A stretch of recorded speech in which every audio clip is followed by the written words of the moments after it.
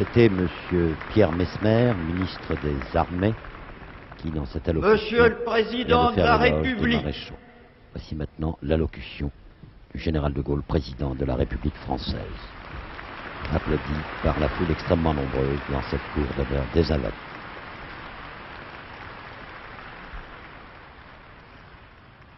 Un demi-siècle s'est écoulé sans que le drame de la Grande Guerre se soit effacé de l'âme, ni du corps des nations, et tout d'abord de la nôtre. Telles ont été en effet les dimensions physiques et morales de l'épreuve que rien ne fut plus après, comme il en était avant. La société des hommes tout entière, régime, frontières, lois, forces, relations entre les États, mais aussi doctrine, vie des familles, richesse, situation, rapports personnels, a changé de fond en comble. En somme, les immenses événements politiques, économiques, sociaux,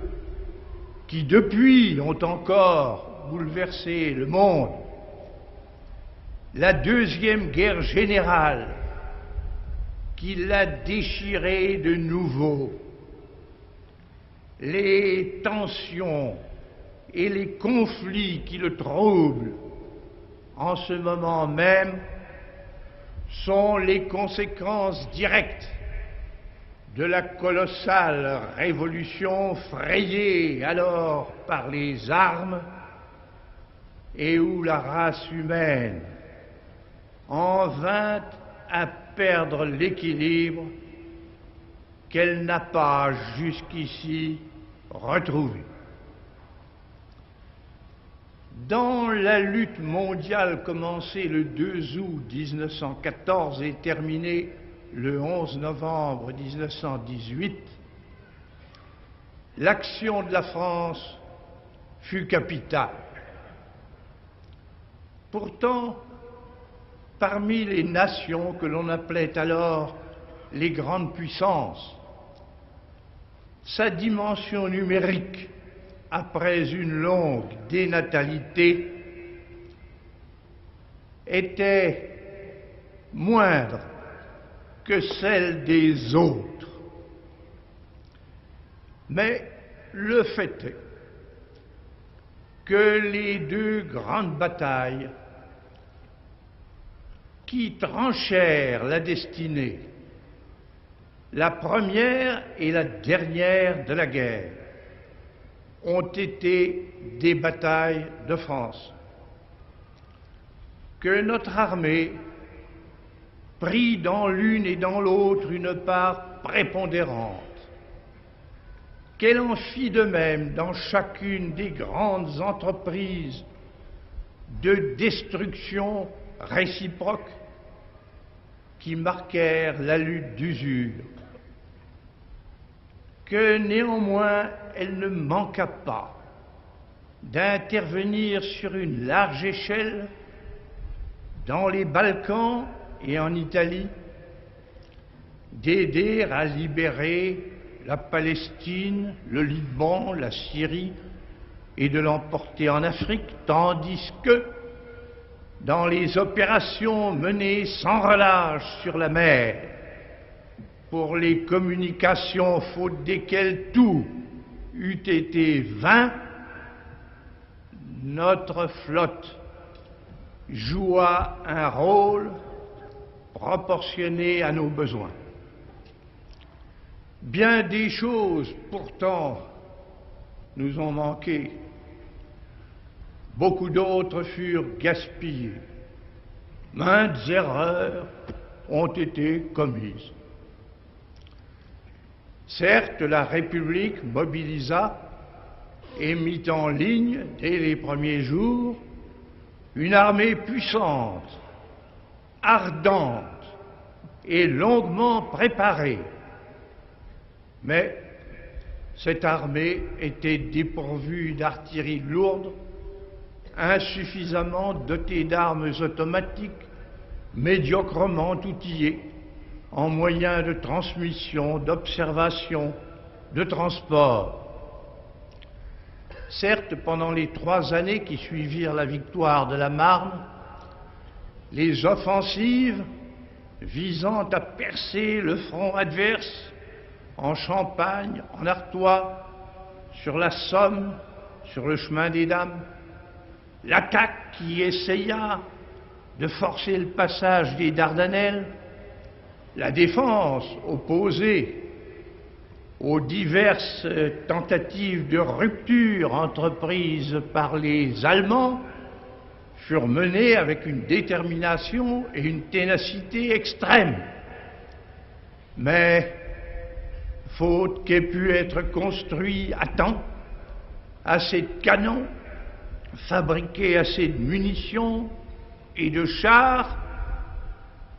nous payâmes d'énormes pertes, ces chocs terribles et sans décision. Certes, tout au long de la conflagration, nos pouvoirs publics montrèrent une résolution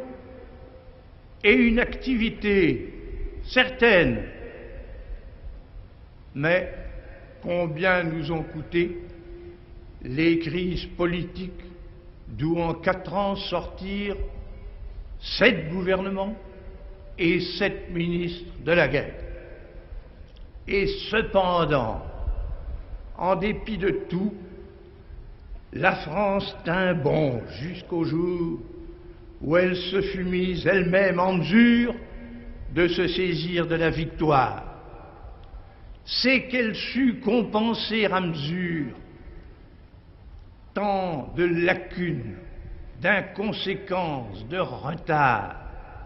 par une cohésion nationale, une capacité de sacrifice, un déploiement de valeurs humaines sans exemple dans son histoire. Toutes les raisons, qu'elles fussent inspirées par le simple amour de la patrie ou par la fureur de subir l'invasion, ou par l'espoir de reprendre l'Alsace et la Lorraine perdues, ou par le dévouement à la cause de la liberté, ou par l'idée que si on gagnait, il n'y aurait plus de guerre,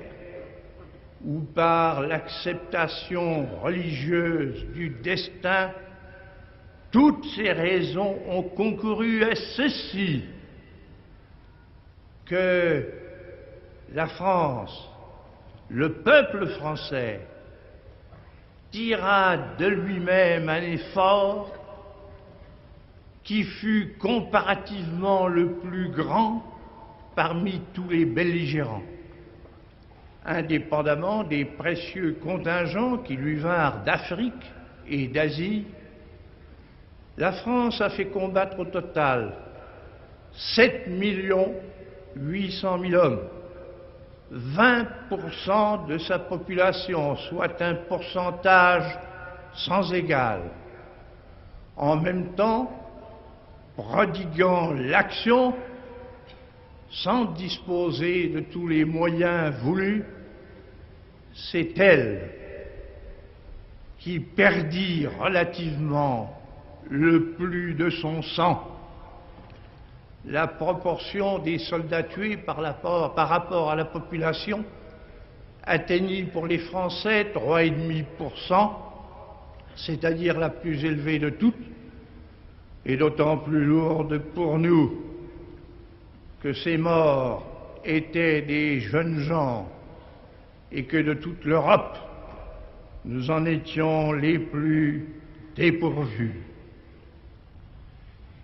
À ces pertes humaines gigantesques s'ajoutèrent pour la France des dépenses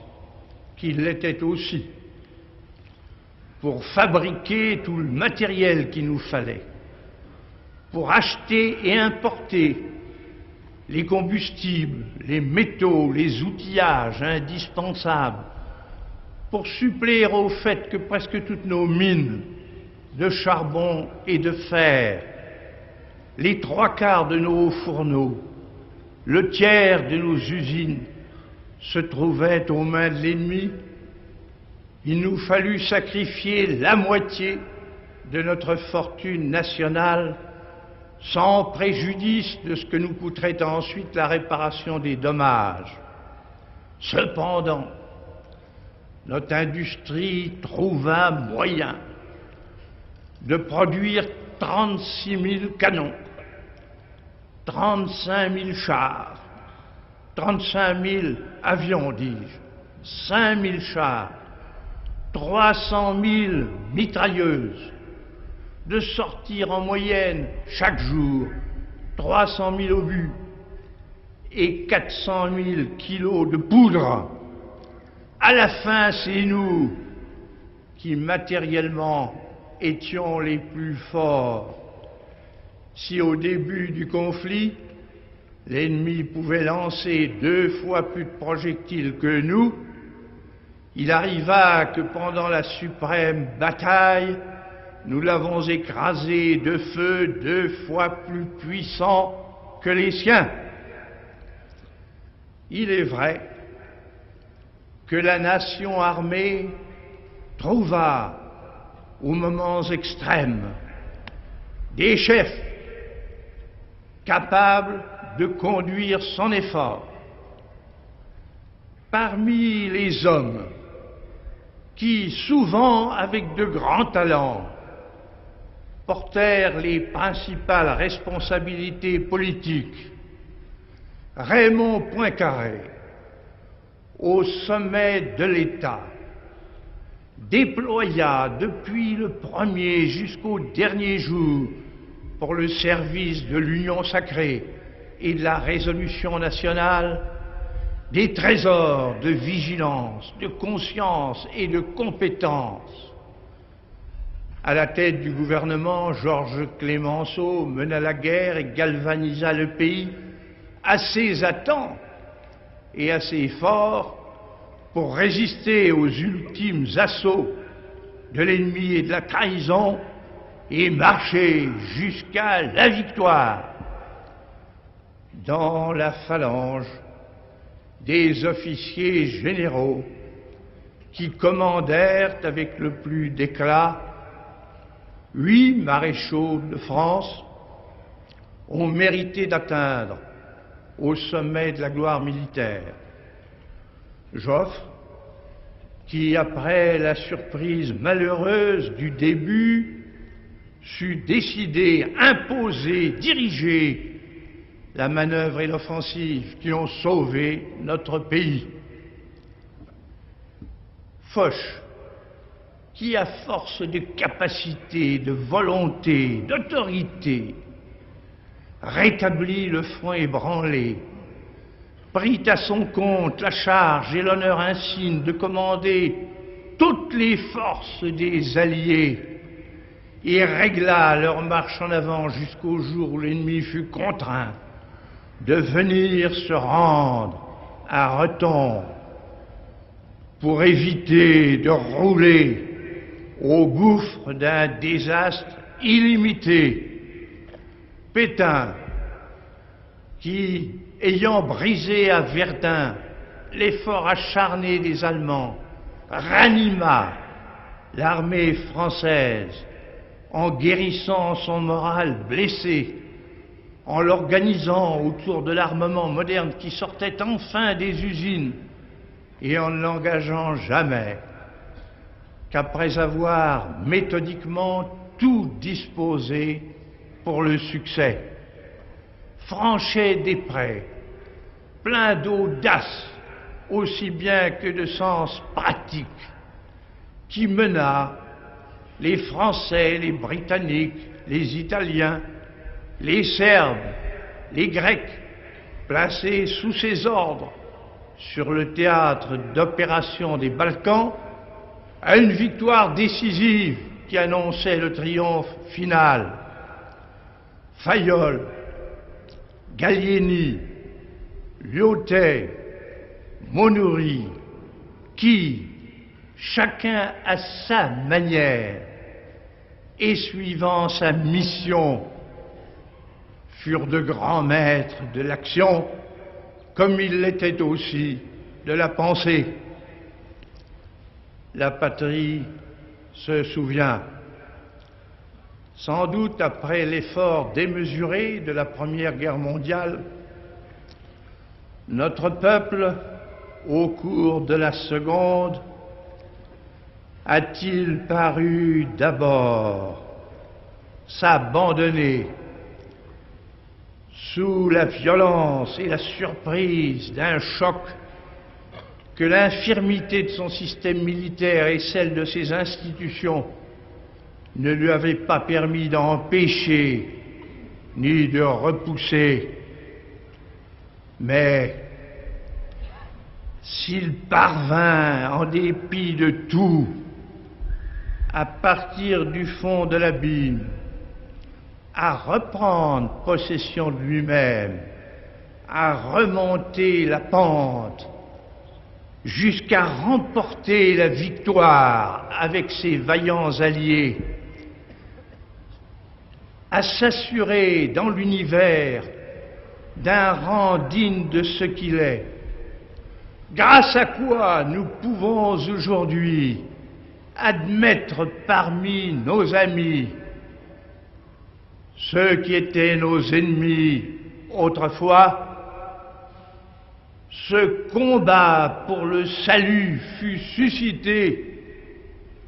une fois de plus par la flamme de la foi et de la fierté nationale, mais c'est la même flamme